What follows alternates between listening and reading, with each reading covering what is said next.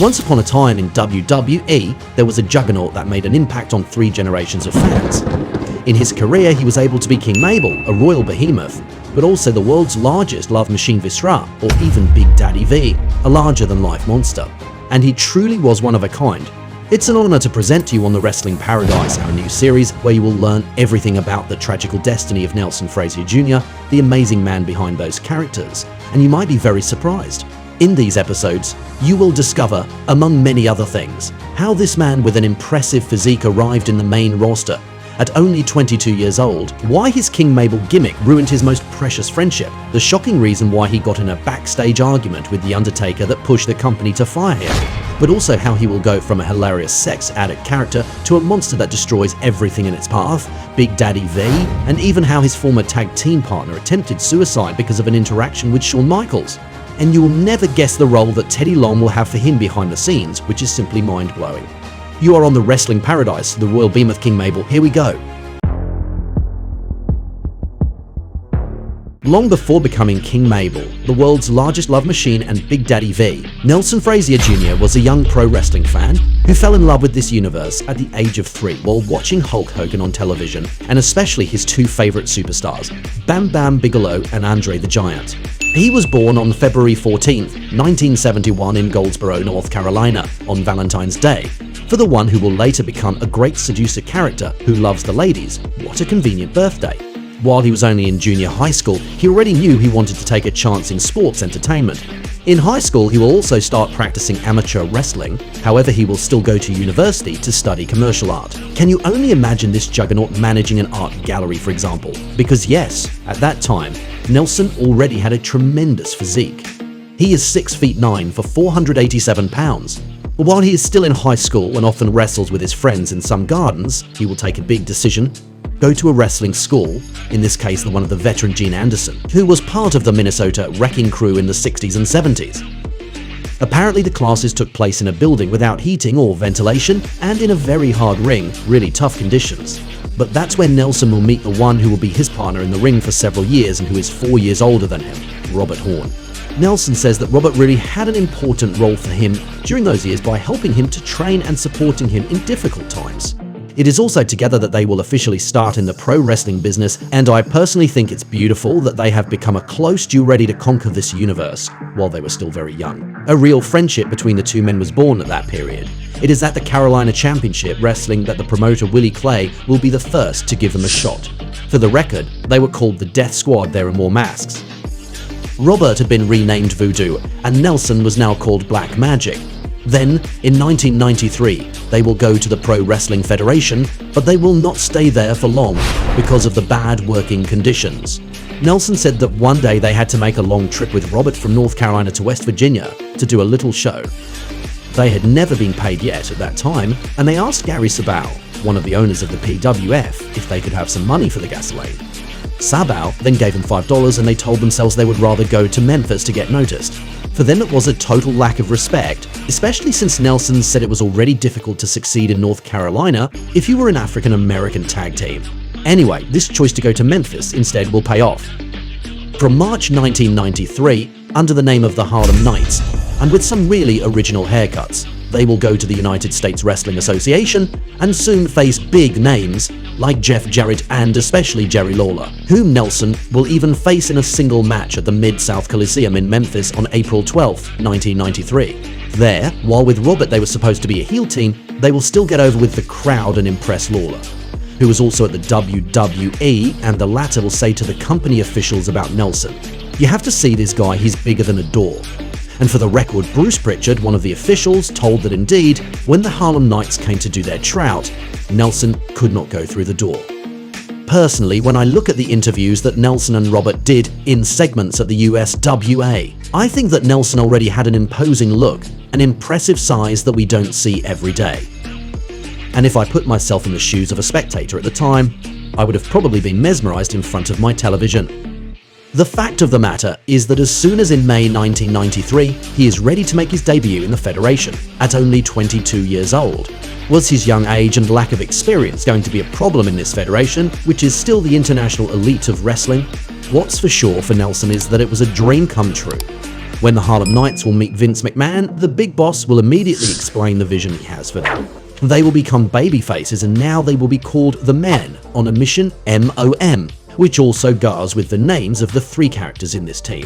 Nelson is now Mabel, Robert becomes Mo, and the letter O will be for a certain Oscar. But who is this Oscar guy who suddenly arrives in this already established team?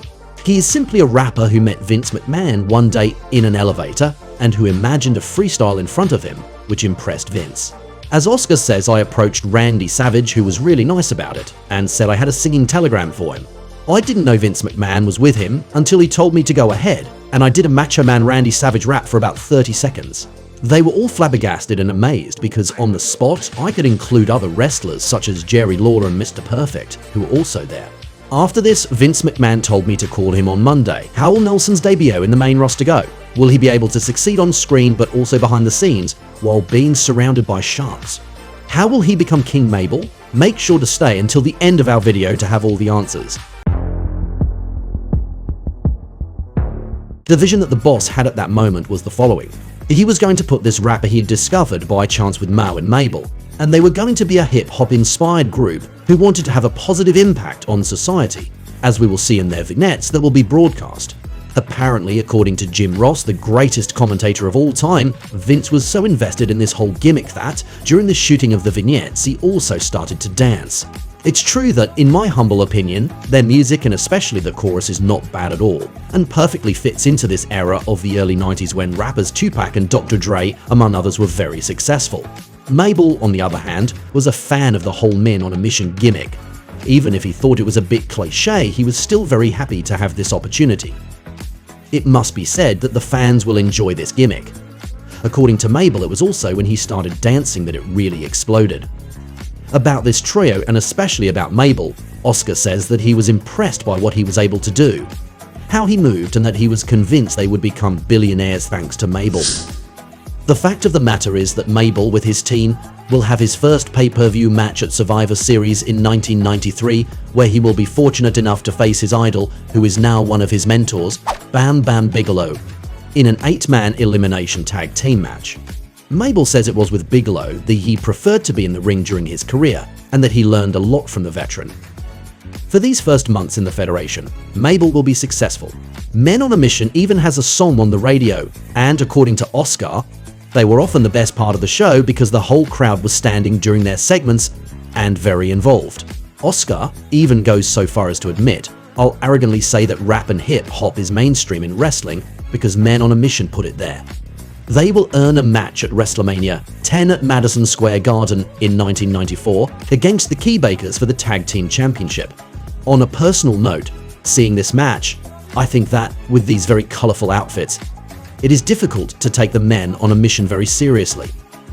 But on the other hand, it is undeniable they have a real strong identity with these looks. What we can also notice is that having a very active and dynamic partner allowed Mabel to have some moments to recover during matches. Anyway, they are not going to win the tag team title on that day, but Mabel still had fun for what was his first WrestleMania at only 23 years old. And they will still end up winning this belt in a rather funny story. Indeed, a week after WrestleMania, in a non-televised show in London, something amazing is going to happen. Mabel will manage to pin one of the Keymakers and enable his team to win the belt. But 2 days later, in a still non-televised show in Sheffield, the Keymakers will regain it. In fact, even if Mabel claims that this is completely false, he would have knocked out his opponent by accident on the show in London, which meant that he could not get up before the 3 count contrary to what was planned. And at the next show, this error was immediately corrected.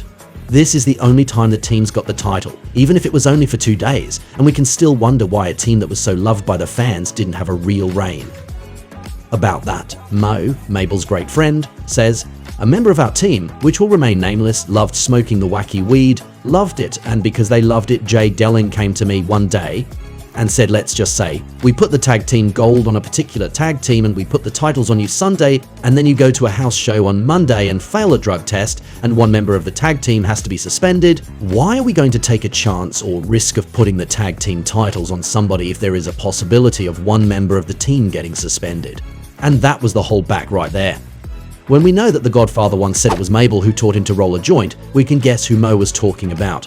But this story is not the only problem that the Men on a Mission team will have. Back then, it was a time when the atmosphere in the locker room wasn't very healthy, and more particularly because of the infamous Kliq, in particular composed of Shawn Michaels, Diesel and Razor Ramon, who make the rules in the locker room. Oscar says that behind the scenes people were convinced that Men on a Mission would be a flop, but that, when they saw their success with the fans, there was a lot of disgust and jealousy among several main eventers who, for their parts, didn't always have the same reactions in the arenas. Oscar says he believed there would be more brotherhood and support in the locker room, but that, in reality, everyone was fighting for the best spot on the show, and that the Kliq wanted everyone to know they were the alpha males. According to Mabel, you had to be mentally strong, which wasn't always easy. For example, Mo says we were overseas and one night we were at an event and Nelson fainted in the hallway.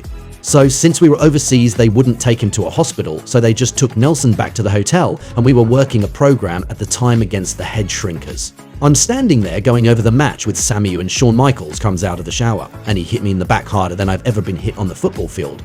He just knocked the hell out of me. He said, "You young guys come up here with no work ethic." He thought Nelson should have sucked it up, gone to the ring and stood on the side and worked. My response was, being the man that I am, "If you put your hands on me again, I'm gonna beat your butt." It got me pulled off TV for 9 months, and I had to travel on the road for 9 months and not work. In that 9 months I got highly depressed and I attempted suicide. In the end, starting in April 1994, Mabel will have several months where he will wrestle single matches, including one against Jeff Jarrett at Summerslam, and when Mo returns they will take a step back from their Men on a Mission team and consider it was time to do something else.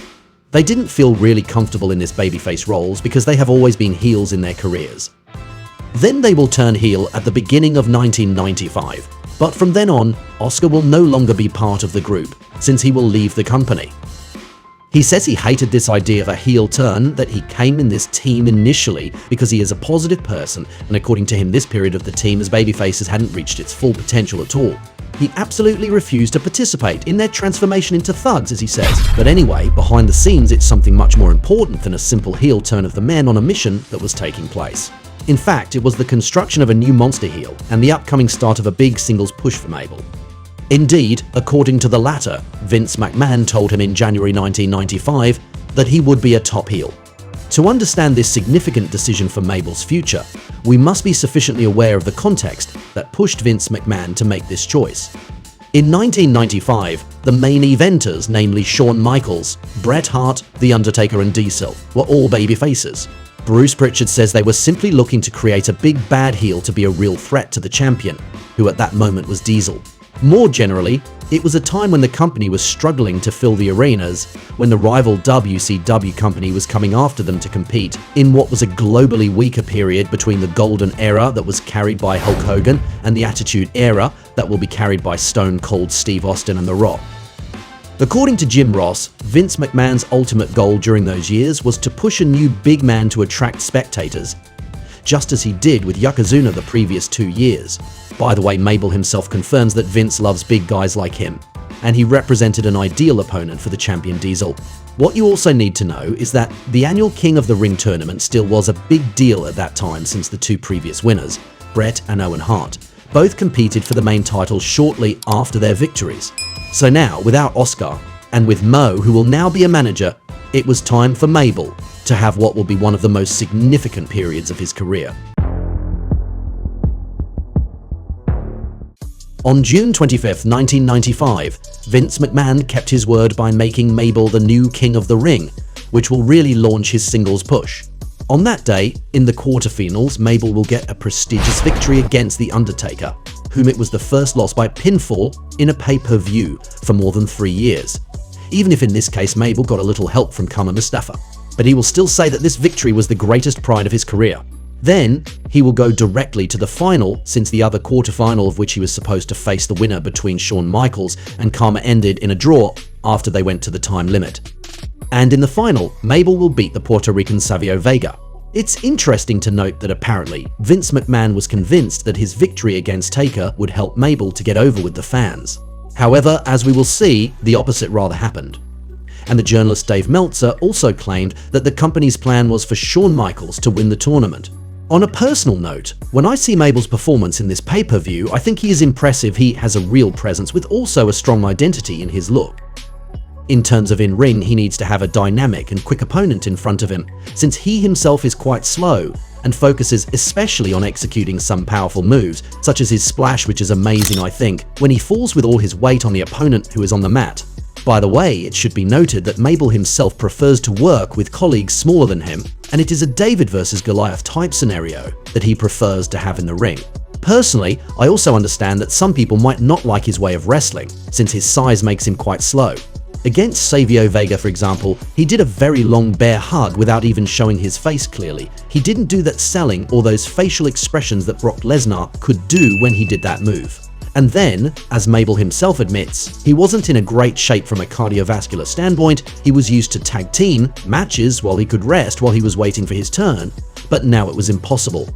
The crowd, on the other hand, will start chants in honor of the ECW promotion, especially since the show took place in Philadelphia, the city of ECW, a small federation that offered much more violent and innovative wrestling that was popular at that time.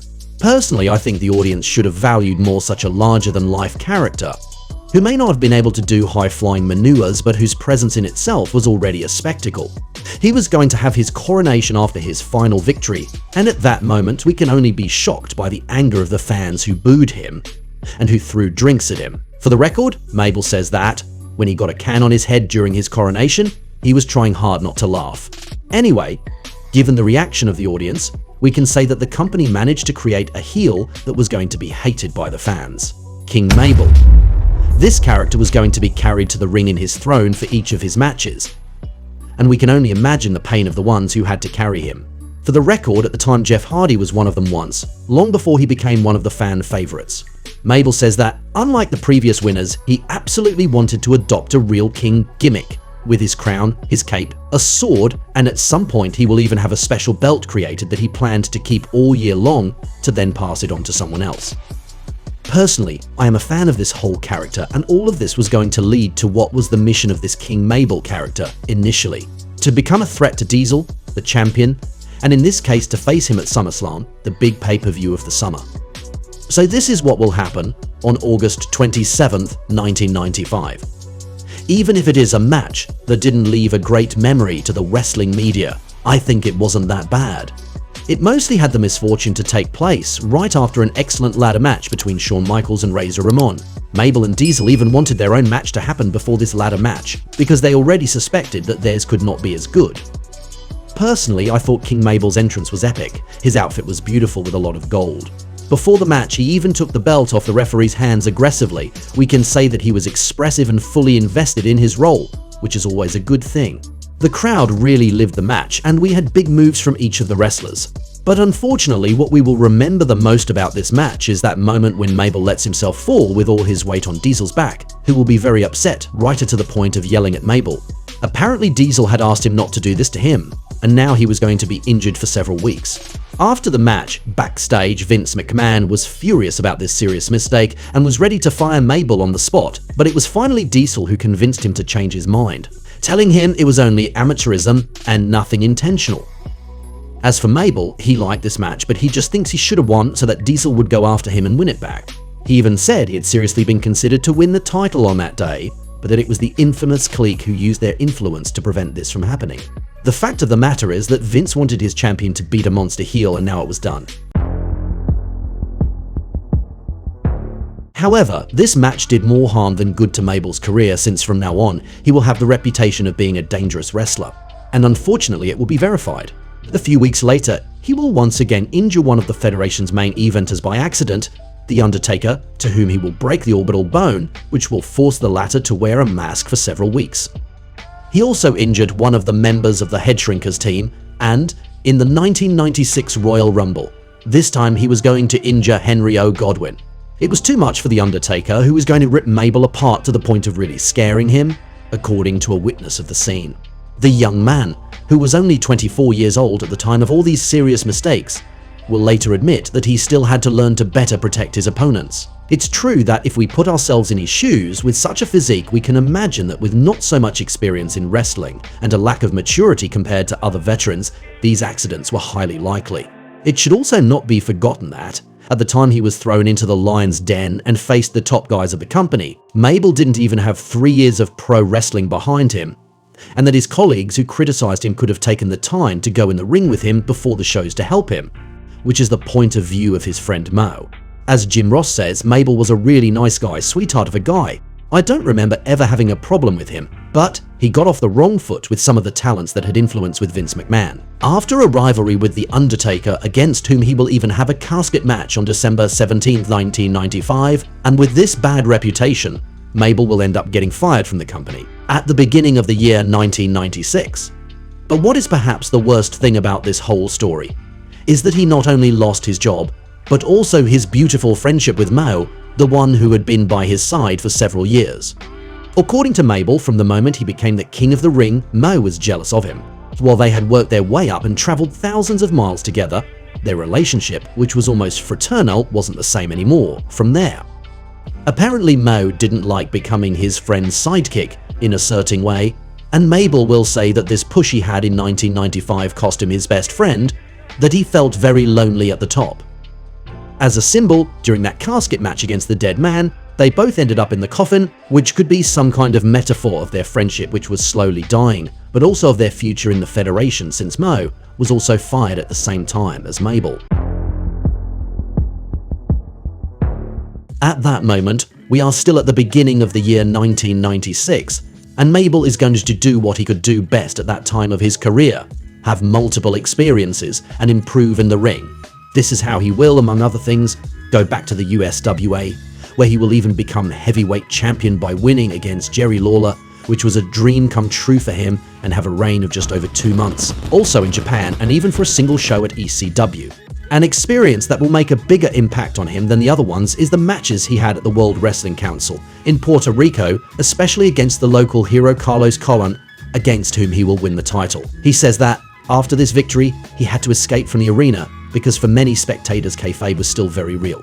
Apparently bottles were thrown at him, batteries, they hit him with belts. And it's certain that such an experience must have been very special for him while he was still young.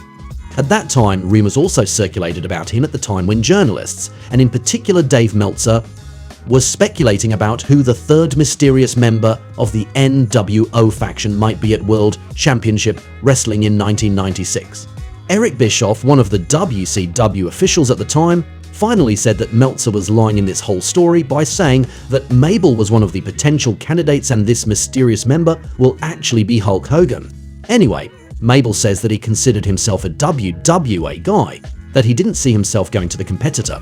And this loyalty will be rewarded since he will make a little return to Vince McMahon's company in 1998 to attack Ken Shamrock and have a match against him, which made sense given that Shamrock had just won the King of the Ring tournament. For the record, Mabel says that, in their match, Shamrock went off script for a bit, in particular by really cracking his ankle at the moment of his ankle lock, which wasn't planned. Even if he had not wrestled for them for 2.5 years, we can say it was a good sign for him that the Federation called him again, even if it was just for one night. The relationship was still good with the company. Anyway, the officials will tell him that they will try to find something for him, and from now on Mabel had to be patient. And in January 1999, the time had finally come for Mabel to make his big return to the Stamford Federation. And the least we can say is that it was surprising. While he had entered the Royal Rumble in a very dominant fashion by eliminating several competitors, the lights will go out and he will be kidnapped by a clan that was born recently, and which is led by a heel Undertaker in a guru role, the Ministry of Darkness. Somehow in this show, Taker will capture his soul and make him one of his new followers, alongside the Acolytes and Median. A question that we can ask ourselves when we learn that Mabel was going to be associated with The Undertaker is, why did the dead man get him into his faction, while a few years before they had an argument, and that he had seriously injured him? Midian will tell that, when he asked the dead man why he wanted to bring Mabel in his clan, he replied that it was precisely so he doesn't have to face him, which is, quite frankly, a real clever ploy from the Phenom. This new role in the Ministry of Darkness will be an opportunity to change Mabel, and it will once again be pretty impressive. He will go back to a blonde mohawk, he will wear white lenses, and for the record, he said that it was painful to put them in his eyes, that it took an hour per eye. He will also wear a big black leather jacket, gloves, black lipstick, and above all, he will change his name. From now on, there is no Mabel anymore and he officially becomes Viscera. What is certain is that with this transformation, I think he is very intimidating, which fits perfectly with his henchman role for this stable. For him, it will be an opportunity to be in important angles, since the Ministry of Darkness will make an impact on the first months of the year 1999. For example, we think of the whole storyline of Stephanie McMahon's kidnapping and the famous ceremony during which The Undertaker wanted to marry her by force. There is also the notorious segment during which Vince McMahon is revealed as the real leader of this clan, an iconic moment. For several months, Viscera could be one of the actors in a war for supremacy between the Ministry of Darkness and the Corporation, which would eventually turn into the Corporate Ministry, and for him, it was awesome. He says it was during this period that he had the most fun in his career, that he loved the camaraderie there was in this faction, and all the money he made during the Attitude Era. For the record, one day, during the Clan's rivalry with Stone Cold Steve Austin, when he was supposed to take a stunner from the Texas Rattlesnake, the latter even hit him with a box full of beer cans. And Viscera says that that moment, he saw stars everywhere. Well, what is ultimately a shame for Viscera is that this angle didn't last so long, and that the faction ended up disappearing after Vince McMahon was banned by Stone Cold, and The Undertaker took some time to heal the wounds he had. So without the Ministry of Darkness around him, which nevertheless promised to revive him completely, he will remain in the card of the shows without any real project around him. And personally, I think it was a big waste, because he could be scary as a monster heel to maybe challenge one of the main eventers at the time. Or he could have very well been a henchman or a bodyguard for Vince McMahon, for example. In the end, his only more or less significant accomplishment from the moment when the Ministry of Darkness will no longer exist will be this match at WrestleMania 2000, where he will win the Hardcore title and keep it for about 7 minutes, which wasn't so valuable at the end of the day.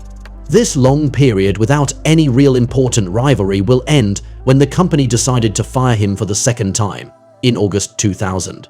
Even on a personal standpoint, Nelson Frazier Junior, after having already had several gimmicks in a still young career, was no longer having as much fun as before in pro wrestling. He says he has always been passionate about this business, but that from the moment he started working 283 days a year in the Federation, he took a lot less pleasure in general, with also the physical impact that all of this had on his body. While his 30th birthday was coming closer, and after a decade in the pro wrestling business, Nelson seemed to say goodbye for good to this universe. After being fired for the second time from the company in August 2000, Nelson Frazier Jr. seemed to be moving away from the sports entertainment industry. And if we put ourselves in his shoes, we can understand him very well. While he was about to turn 30, he had already spent almost 10 years in this field with a lot of physical and psychological damage, traveling, and for several years he will distance himself from the business. All that can be noted after his second departure from Vince McMahon's company is a handful of matches on the independent circuit. In this case at MCW in August 2000, just after being fired, another one at Championship Wrestling in March 2001, and yet another at World League Wrestling in February 2002. It was only from 2003 that Nelson would return more frequently to this universe, with an appearance in TNA in March alongside Ron Killings, who we know better as R-Truth, and especially 15 matches at Memphis Wrestling until August 2004. The most notable one is a boxing match at the Mid-South Coliseum in Memphis on November 29th against Rocky Johnson, a wrestling legend who's none other than The Rock's father, with also a reign of champion between April and August. What we can notice is that Nelson more or less took a break of 2.5 years from the wrestling life, and we can imagine that, during this period, he not only recharged his batteries but also took a step back to see what he wanted to do in the future. And at that moment, he says he realized he was missing his old life, and that he was the one who took the initiative to contact the Federation again to see if there was a way for him to return to this company that he has always loved and which he has never been on bad terms with, unlike others. It was in September 2004 that the company's officials had a relevant idea of how to bring Nelson back. At that time at SmackDown, JBL, the champion, is in a rivalry with The Undertaker, and in a segment where he is getting attacked by the Dead Man, we will be surprised to see Gangrel, and especially Nelson, who then takes back his name Viscera.